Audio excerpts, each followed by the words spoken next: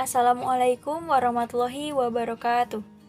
Saya Tias Rahayu Wijayani, NPM 212151027, Program Studi Pendidikan Matematika Fakultas Keguruan dan Ilmu Pendidikan Universitas Siliwangi. Di video kali ini saya akan memaparkan mengenai hakikat penalaran matematis dan gaya kognitif untuk memenuhi tugas ujian akhir semester mata kuliah Filsafat dan Sejarah Matematika dengan dosen pengampu Bapak Dr. Andes Dedi Nurjamil, MPD. Selamat menyaksikan.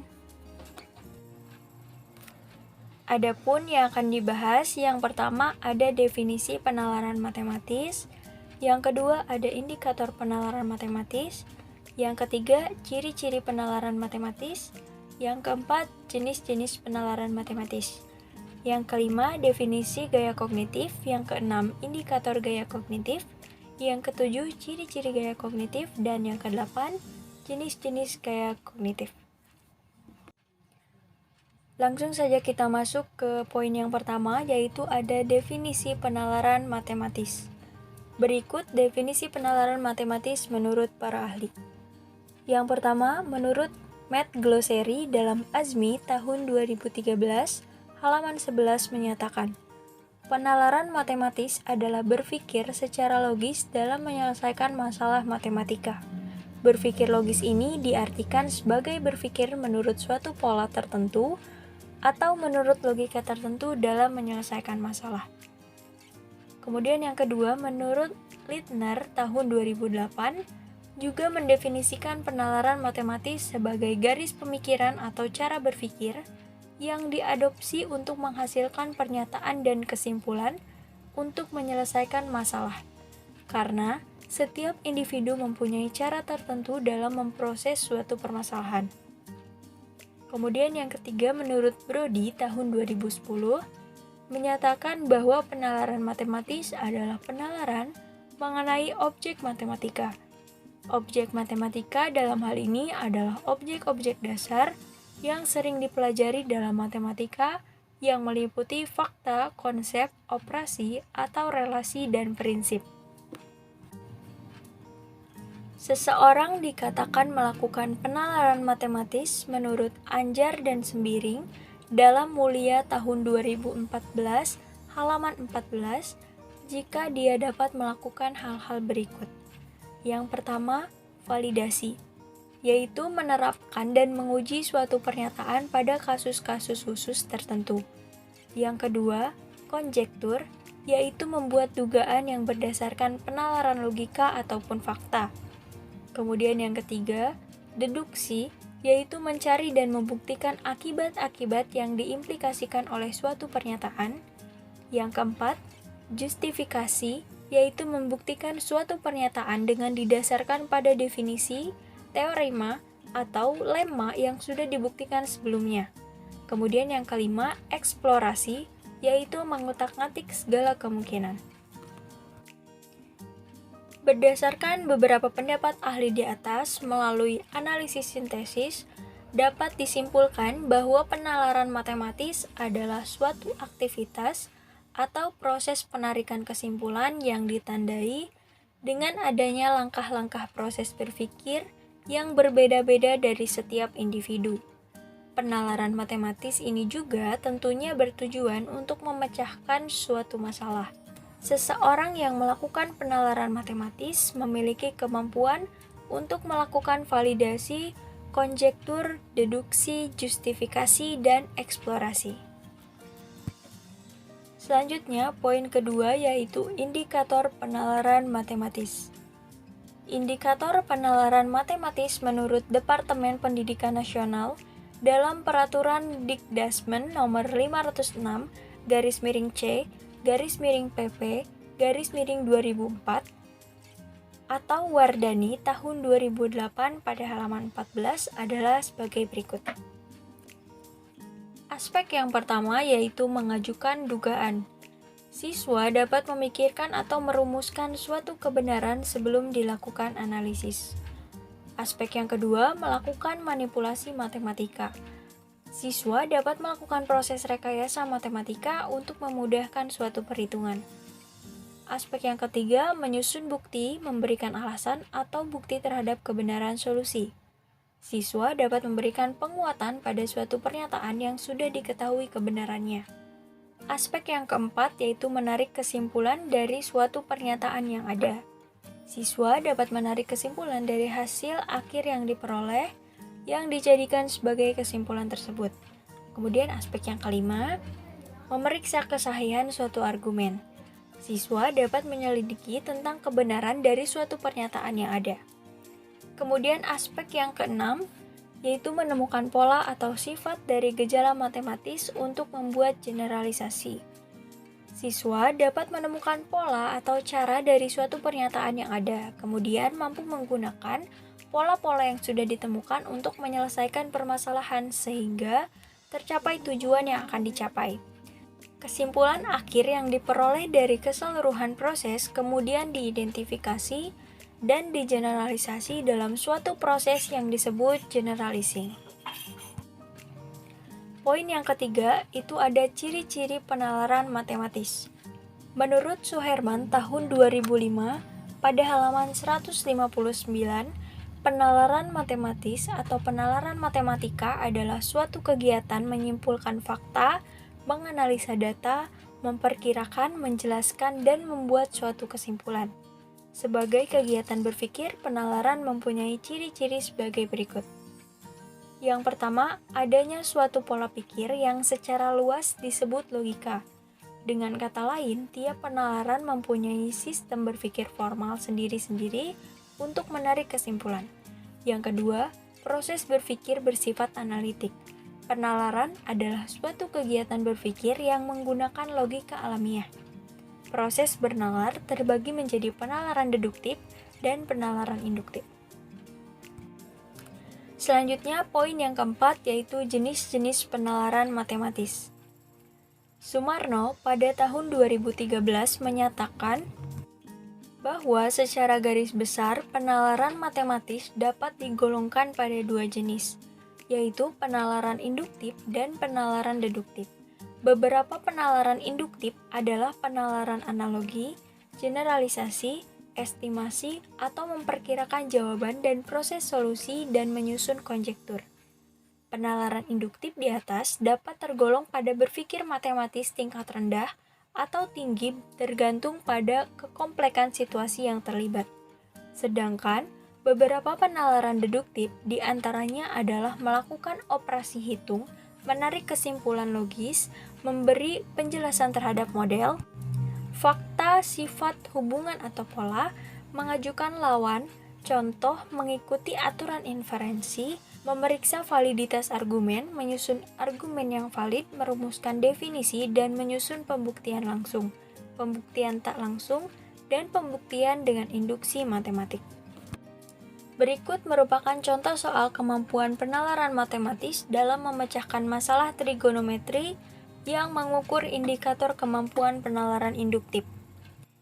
Dalam hal ini, siswa mampu menemukan pola atau sifat untuk menganalisis situasi matematika. Adapun contoh soalnya, yaitu pada suatu lingkaran di dalamnya terdapat sebuah segi N beraturan. Jari-jari lingkarannya adalah 14 cm dan ujung-ujung busur tembereng membentuk sudut 120 derajat terhadap titik tengah lingkaran busur. Apa yang dapat disimpulkan dari pernyataan tersebut?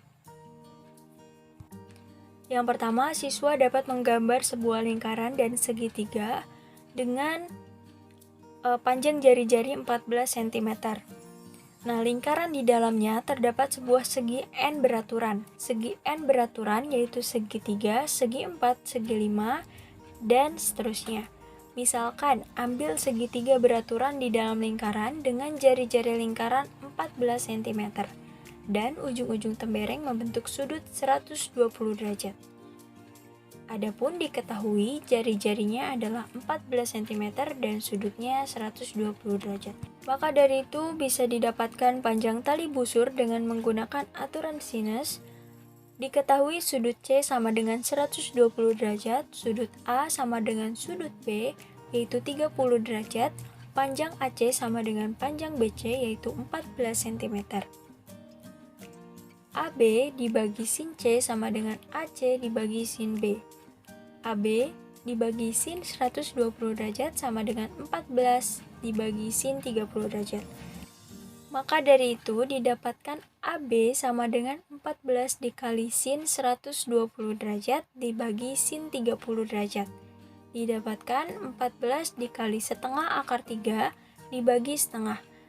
Maka dari itu AB-nya sama dengan 14 akar 3. Jadi nilai tali busur pada segitiga beraturan adalah 14 akar 3. Kemudian setelah diketahui tali busur pada segitiga beraturan, cari segi 4, segi 5, dan seterusnya. Kemudian akan didapatkan sebuah pola dengan sudut C 120 derajat. Yang selanjutnya ada contoh soal kemampuan penalaran matematis dalam memecahkan masalah trigonometri yang mengukur indikator kemampuan penalaran deduktif. Siswa mampu menemukan pola atau sifat untuk menganalisis situasi matematika. Adapun contoh soalnya yaitu Pak Badu mempunyai permukaan sebidang tanah yang berbentuk segitiga dengan masing-masing panjang sisinya 13 meter, 20 meter, dan 23 meter. Dikarenakan ada 14 saudara yang ingin membuat rumah dan membutuhkan sebidang tanah, maka Pak Badu menjual tanah tersebut dengan harga 500.000 per meter persegi. Berapakah uang yang diterima Pak Badu setelah menjual tanah? Kemudian kesimpulan apa yang didapatkan dari pertanyaan matematika di atas? Kita dapat menganalisis di mana diketahui panjang sisi A sama dengan 13 meter, panjang sisi B sama dengan 20 meter, dan panjang sisi C sama dengan 23 meter. Kemudian ditanyakan berapakah uang yang diterima Pak Badu setelah menjual tanah dan kesimpulan apa yang didapatkan dari pertanyaan matematika di atas.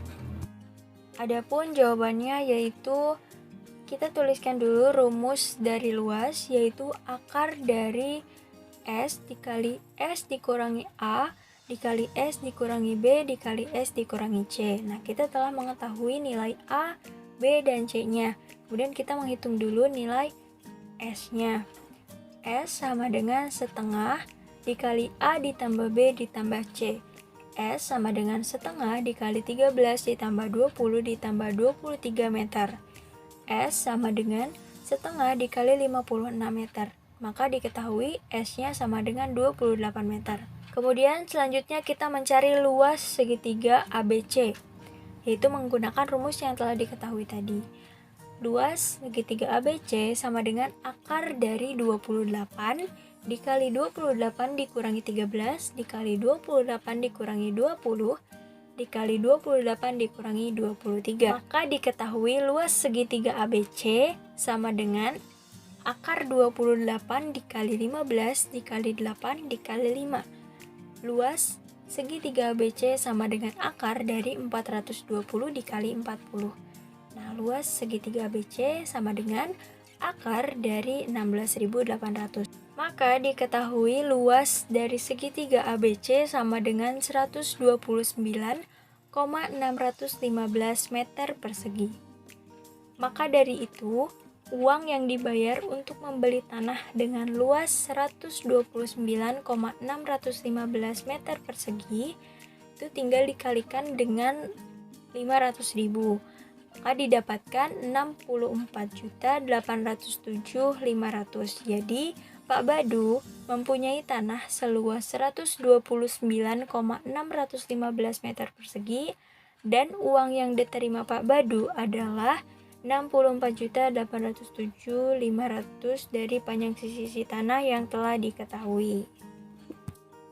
Memasuki pembahasan yang selanjutnya yaitu ada definisi gaya kognitif.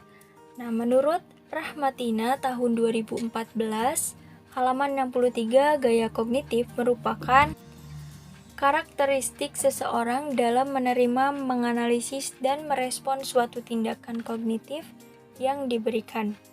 Kemudian yang kedua menurut Warli pada tahun 2009, pada halaman 567, gaya kognitif adalah karakteristik individu dalam hal merasa, mengingat, mengorganisasikan, memproses, dan pemecahan masalah.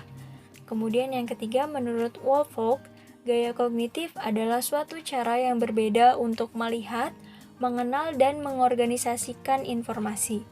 Setiap individu memiliki cara tertentu yang disukai dalam memproses dan mengorganisasikan informasi sebagai respon terhadap stimula lingkungannya. Bahkan, lebih lanjut, Woolfolk menjelaskan setiap individu memiliki kemampuan yang cepat dalam merespon dan ada pula yang lambat. Cara-cara merespon ini juga berkaitan dengan sikap dan kualitas personal. Gaya kognitif seseorang dapat menunjukkan variasi individu dalam hal perhatian, penerimaan informasi, mengingat dan berpikir yang muncul atau berbeda di antara kognisi dan kepribadian. Gaya kognitif merupakan pola yang terbentuk dengan cara mereka memproses informasi, cenderung stabil meskipun belum tentu tidak dapat berubah. Maka dari itu, berdasarkan beberapa pendapat ahli di atas, melalui analisis sintesis, dapat disimpulkan bahwasannya gaya kognitif merupakan dimensi psikologis sebagai karakter seseorang dalam merespon segala informasi yang diterimanya. Maka, dapat dipahami gaya kognitif adalah cara yang disukai individu secara konsisten dalam memperoleh, mengorganisasi, menggambarkan, dan memproses informasi. Selanjutnya ada indikator gaya kognitif. Menurut Munandar tahun 2012, ciri kognitif kreativitas atau berpikir kreatif dalam menyelesaikan masalah terdiri dari 4, yaitu yang pertama, fluensi. Mencetuskan banyak ide, banyak jawaban, banyak penyelesaian masalah. Memberikan banyak cara atau saran menyelesaikan masalah, dan selalu memikirkan lebih dari satu jawaban. Kemudian yang kedua, flexibility, menghasilkan jawaban yang bervariasi dapat menyelesaikan masalah dari sudut pandang yang berbeda, serta mencari banyak alternatif penyelesaian masalah yang berbeda-beda. Yang ketiga, ada originality, yaitu mampu melahirkan ungkapan yang baru dalam menyelesaikan masalah. Kemudian memikirkan cara yang tidak lazim untuk mengungkapkan masalah. Yang keempat, ada elaboration, yaitu mampu memperkaya dan mengembangkan gagasan dan memperinci jawaban dengan detail.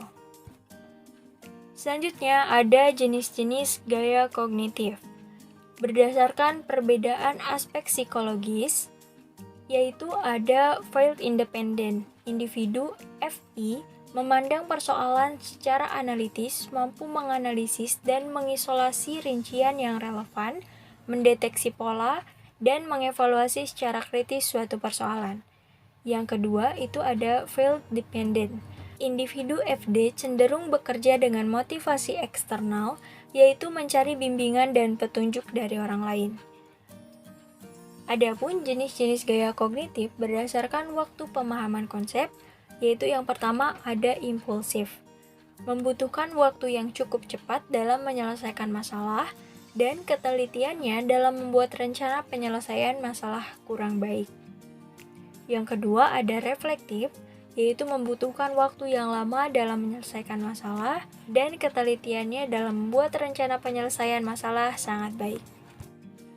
Selain itu, Nasution pada tahun 2005 halaman 95 juga membedakan gaya kognitif secara lebih spesifik dalam kaitannya dengan proses belajar mengajar, yaitu meliputi yang pertama ada field dependent dan field independent. Yang kedua ada impulsif dan refleksif. Kemudian yang ketiga ada perseptif dan reseptif, yaitu orang yang perseptif dalam mengumpulkan informasi mencoba mengadakan organisasi dalam hal-hal yang diterimanya. Ia menyaring informasi yang masuk dan memperhatikan hubungan-hubungan di antaranya. Orang yang reseptif lebih memperhatikan detail atau perincian informasi dan tidak berusaha untuk membulatkan informasi yang satu dengan yang lain. Kemudian jenis yang keempat itu ada sistematis intuitif. Orang yang sistematis mencoba melihat struktur suatu masalah dan bekerja sistematis dengan data atau informasi untuk memecahkan suatu persoalan. Orang yang intuitif langsung mengemukakan jawaban tertentu tanpa menggunakan informasi sistematis. Sekian yang dapat saya sampaikan, mohon maaf atas segala kesalahan dan kekurangannya. Jika ada komentar, kritik, atau saran bisa langsung saja tulis di kolom komentar atau bisa menghubungi IG saya, yaitu tiasrw_. Wabillahi taufiq wal hidayah, wallahu a'lam bishawab. Wassalamualaikum warahmatullahi wabarakatuh.